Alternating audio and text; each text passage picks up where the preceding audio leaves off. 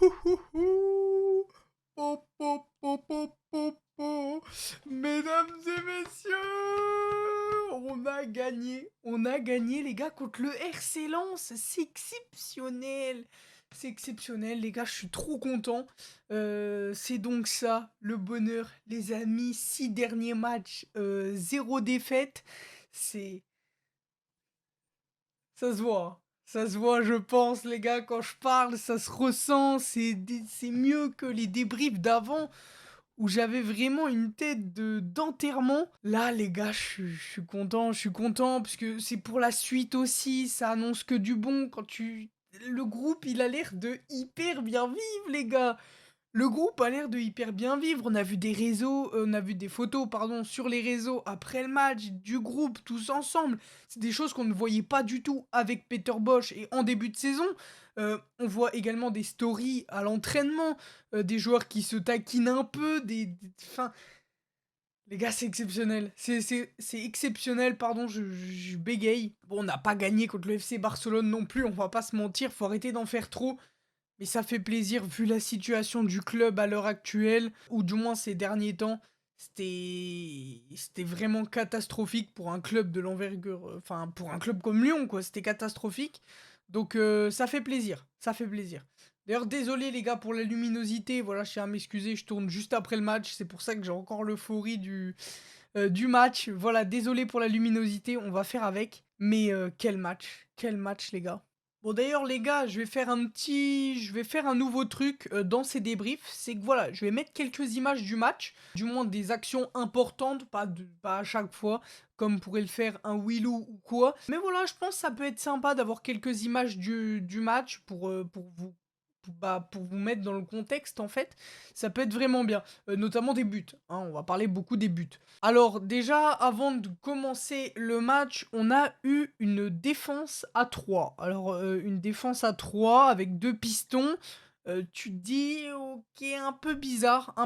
Pourquoi? Alors en soi, c'est pas une mauvaise compo, c'est juste que ces derniers temps, on joue beaucoup à 4 défenseurs avec 3 milieux et 3 attaquants. Ça se passait plutôt bien, on a gagné tous nos derniers matchs comme ça et là, changer, bah, tu peux te poser des questions quand même, ça amène à se poser des questions. Alors, je pense qu'il a vu que, bah, en fait, quand tu joues à 3 milieux, bah, forcément que tes milieux courent plus, tu as un abattage de fou sur le terrain, tout le monde envoie un volume de course, hyper important avec le Penang qu'a créé Tolisso. Enfin, du coup, en ayant ces 3 milieux-là, bah, techniquement, des fois, ça peut être un peu limité. Le Penang qu'a créé, bah, des fois, ils vont peut-être un peu pêcher l'effort physique qu'ils font par un manque de technique. Ça peut se ressentir. Du coup, il a préféré tester une défense à 3. Je pense que ça collait énormément bien aussi au système de Lens qui, bah, qui eux jouaient très haut et du coup avec une défense à 3 tu peux vite te projeter vers l'avant et je pense que c'est ce que voulait faire Laurent Blanc avec cette tactique. Donc moi au début je me suis dit un peu chelou, mais quand j'ai vu le match, quand j'ai vu bah, la tactique de Lens, bah, je me suis dit ok en vrai bah, c'était pas mal. C'était pas mal cette défense à 3. Alors bon voilà, comme vous pouvez le voir sur ce plan, les gars, on a une défense à 3 avec Sinali Diomandé, Dejan Lovren, on va en reparler juste après de la défense, Loukeba, Tagliafico du coup qui joue en piston, et Koumbedi qui joue en piston. Voilà, c'est le rôle de la défense à 3. Malheureusement, j'ai trouvé que Koumbedi ne montait pas assez. Voilà, bon là on le voit pas parce qu'il y a ma caméra, mais je trouve qu'il montait pas assez dans la profondeur. Il n'y avait pas assez de cette notion de profondeur pour l'OL. Est-ce que c'était voulu ou pas, je sais pas. Même pour Tagliafico, hein, qui était beaucoup hors trait. Bon, il était un peu moins que Koumbedi, mais il était quand même beaucoup hors trait. On peut voir une défense en avançant, notamment Cacré, qui est direct sur lui. Lui, bah, qui va être pris par... Bon, après, là, on a le ballon, donc c'est pas la meilleure situation possible pour vous expliquer. Mais on a une défense en avançant, ce qu'on ne faisait pas avant.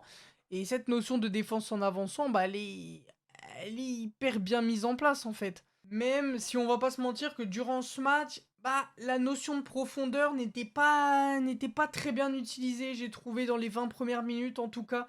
Donc j'étais un peu sceptique sur ce système à 3. Aussi les gars, je tiens à souligner quelque chose, les attitudes. Franchement, on a beau gagner, on a beau perdre, mais les attitudes sont là, les joueurs courent sur le terrain, les joueurs font des appels, les joueurs bougent en fait sur le terrain. Tu sens que ça veut gagner et même si on vient à faire une série de défaites ou quoi, bah, en tout cas, moi, ce qui me fait plaisir, c'est que l'attitude, elle est là et les mecs se battent pour le blason, pour le club. Donc ça, c'est forcément quelque chose à souligner depuis quelques temps. Dejan Lovren a énormément apporté niveau mentalité au club. C'est un truc de fou. L'apport de Dejan Lovren, c'est complètement fou. Ce mec nous aide énormément. Et ouais, les attitudes des mecs, quoi. Tu vois qu'ils ont envie de gagner, les mecs se la donnent. Et bah ça, y a rien de mieux, en fait. Ça fait trop plaisir. Bon, on passe beaucoup plus par Tagliafico que par Koumbedi. Donc on passe beaucoup plus du côté gauche que du côté droit. Tout simplement parce que Saël Koumbedi, voilà, c'est un peu sur la retenue, c'est un peu timide, alors que Tagliafico, on sait, voilà, il a l'habitude de se projeter vers l'avant. Koumbedi un peu moins, on a vu des belles choses de Koumbedi, attention, je l'enterre pas, il est jeune encore. Mais c'est vrai qu'offensivement, c'est un peu tendre, hein, c'est un peu limite. Défensivement, ça va. C'est niveau vitesse, moi, que ça me fait peur un peu défensivement. On l'a vu à quelques temps se faire un peu manger sur le côté. Dans l'ensemble, c'est pas mauvais, on va pas se mentir. Le mec est bon.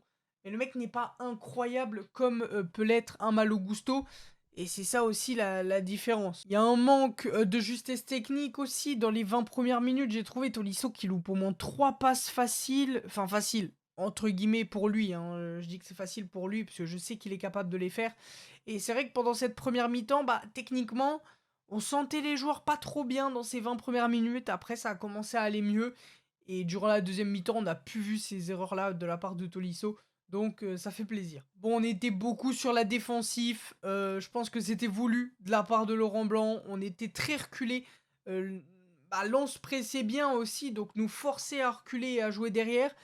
Je pense que c'était voulu également qu'on joue plutôt bas et qu'on joue en contre, en fait, puisqu'on a joué en contre dans ce match, on va pas se mentir.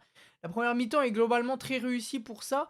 On se procure des occasions, parce que c'est bien de jouer en contre, mais si tu gères mal tes contres, bah ton système il prend un peu l'eau. Là, pour le coup, c'était très bien fait. Lyon jouait très bien en contre. Lyon arrivait aussi à avoir des phases de possession, hein, où on gardait le ballon, qui était très bien fait d'ailleurs.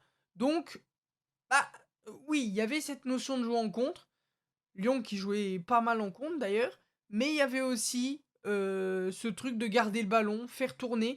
Et on a su le faire à quelques moments. Moi, j'ai trouvé qu'il y avait un bon pressing individuel de la part des trois devant. Bon, Ryan Cherki qui a un peu moins couru que sur les autres matchs, c'est vrai. Il a fait un peu moins de retours défensifs. Contre Lille, j'ai trouvé qu'il avait fait énormément de retours. Donc, voilà, il peut pas non plus enchaîner tous les matchs en faisant des retours de fou. Cacré qui a fait un super match, j'ai trouvé qu'il a couru énormément, qui a récupéré un bon nombre de ballons. Et les gars, j'ai l'impression qu'on est en train de retrouver le Maxou de 2019-2020 là, les gars. C'est pas le même. Il est un peu moins technique, je trouve, qu'avant. Mais dans son volume de jeu, dans tout ce qu'il peut apporter, le fait de se retourner face au jeu aussi, il est beaucoup moins timide qu'il y a quelques mois, qu'il y a même un an. Et ça, c'est positif, parce que Maxence, moi, c'est un joueur que j'aime énormément, forcément. C'est un joueur formé au club, c'est un joueur qui a été très bon pendant la période 2020. Et bah, il avait des très grands clubs à lui. Malheureusement, il a jamais pu y aller, pour je ne sais quelle raison. Mais de le revoir retrouver un petit niveau, bah, ça fait plaisir déjà pour lui, mais aussi pour le club, parce qu'il fait énormément de bien au club. Bon, on se retrouve pour le but de Lacazette maintenant, les gars. Ryan Cherki, Alexandre Lacazette, absolument incroyable. La solution de facilité pour Ryan Cherki serait de faire une passe comme ça à, il me semble que c'est Corentin Tolisso qui est juste là. Donc Corentin Tolisso qui peut réorienter le jeu, soit tirer directement, soit faire une passe à Barcola qui est juste ici. Ça va pas être le cas, les amis. Cherki va faire la passe entre les 2 joueurs lensois juste ici et Lacazette va continuer son appel. Enfin, en fait, c'est plutôt Lacazette qui va continuer son appel dans la course, dans cette zone-là, en fait, et Cherki qui va lui glisser parfaitement entre les 2 lensois. Alors, en soi, la passe est facile à faire, mais la solution de facilité, et depuis un moment, parce que là, c'est une image, mais ça fait un moment que Corentin Tolisso attend le ballon, la solution de facilité pour Ryan Cherki serait de faire la passe juste ici.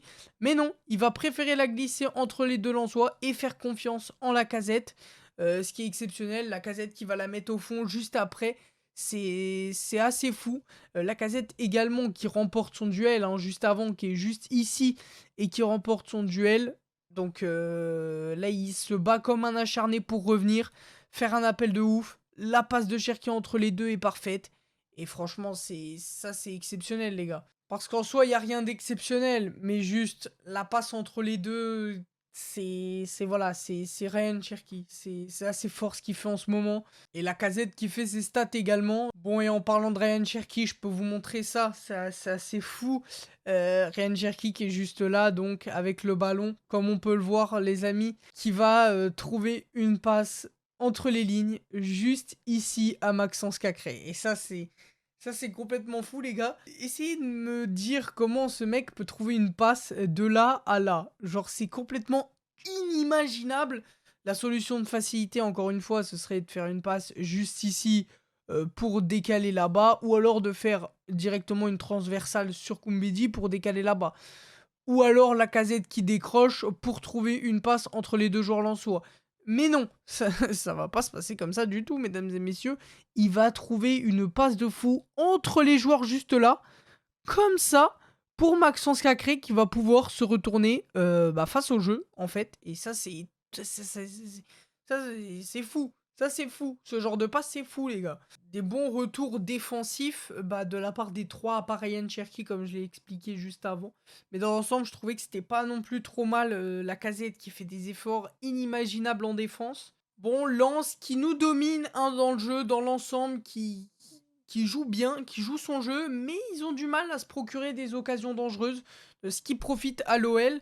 Lens qui n'a pas été très très dangereux. Il y a une action de. Il y a le but. Voilà, le but exceptionnel de Machado en première mi-temps, ce qui fait 1-1. Et le but, et l'action, pardon, de Sotoka qui peut faire but à la deuxième mi-temps. Voilà, c'est les 2 seules grosses occasions lensoises que j'ai en tête. Alors peut-être qu'il y en a d'autres, mais c'était pas hyper flamboyant non plus. Ils ont eu du mal à se procurer des occasions. Dans l'ensemble, défensivement, l'OL était plutôt bon. Et puis arrive la blessure de Lacazette où il se fait un petit claquage, je pense, et il demande le changement illico et l'entrée d'Amin Sarr. On va en reparler en deuxième mi-temps, mais la blessure de Lacazette ne laissait pas. Ça sentait mauvais, quoi. Ça sentait mauvais quand ton meilleur joueur il sort. En général, ça sent pas très bon. Ça sent pas très bon. Surtout un joueur comme Alexandre Lacazette, c'est lui qui met tous tes buts quasiment. Donc ça faisait peur pour la suite. Et finalement, l'OL a su tenir. Donc j'espère que c'est pas trop grave pour Lacazette. Normalement, non. On l'a vu avec le groupe en fin de match. Donc ça devrait aller.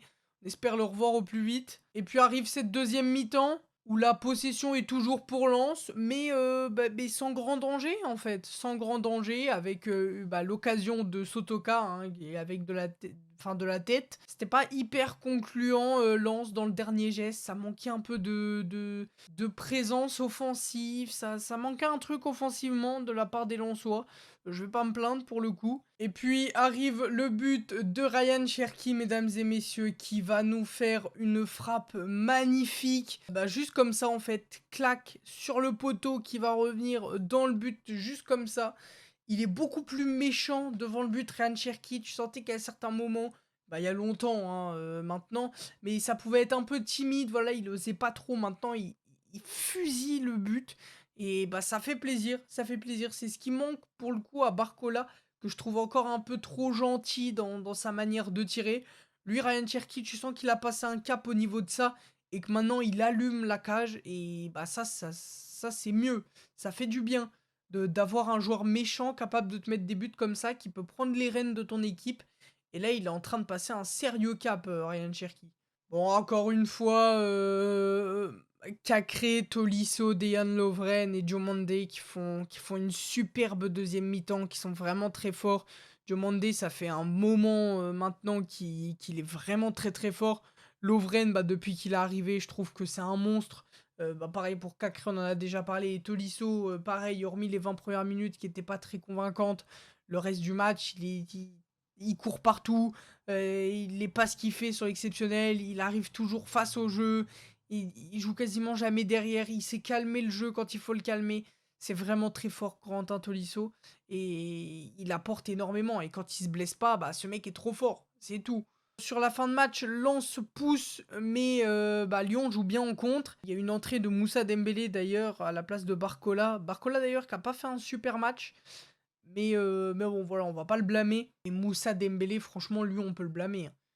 Parce que t'es une sacrée merde, mon pote, hein. Tu vraiment trop nul, ta grande tante, hein. C'est aberrant. C'est aberrant. Franchement, on aurait fait match nul sur ce match, je l'aurais insulté de tous les noms. Heureusement, on a gagné. Mais Moussa Dembélé, c'est quand même... Waouh, waouh, waouh, c'est dur, hein. Le mec peut au moins te mettre un doublé. Il est 2 fois face à face au gardien, il a pas mis un seul but, il ouvre trop son pied, il donne des infos de fou au gardien, enfin c'est affolant. Et ouais, sur les 10-15 dernières minutes, bah Lens peut minimum en prendre encore 2 en fait, et on peut finir à 4 buts sur ce match, et franchement, c'est pas scandaleux. Franchement, je sais même pas comment c'est possible. Je sais même pas comment c'est possible. A contrario à Minsar qui lui, bah pour le coup, fait plutôt une bonne deuxième mi-temps. Ah, une bonne deuxième mi-temps, c'est entre gros guillemets, hein, bien évidemment. Mais il sent le jeu quand même, il a des bonnes passes, il fait des bons trucs. Il manque un peu, des fois, il est un peu timide, il ose pas trop. Mais je pense qu'avec la confiance, etc., ça va venir. Et c'est un joueur qui peut devenir très très bon. Franchement, je crois en ce joueur parce que là, ce qu'il a montré techniquement et tout, je trouve que c'est vraiment pas mauvais de la part d'Amin Sarr, de la nouvelle recrue. Donc écoutez, on verra bien pour la suite. J'espère qu'il sera titulaire contre Auxerre le prochain match, puisque voilà, c'est Auxerre, c'est dernier du classement. Donc si ça peut faire tourner un peu l'effectif, lui permettre de jouer un match 90 minutes, bah pourquoi pas en vrai. Voilà les gars, un long débrief quand même, j'espère qu'il vous aura plu. Prenez tous soin de vous les gars, je suis trop content, victoire de Lyon, donc ça fait trop plaisir. Prenez tous soin de vous, des bisous, portez-vous bien, à la prochaine. Bye tout le monde!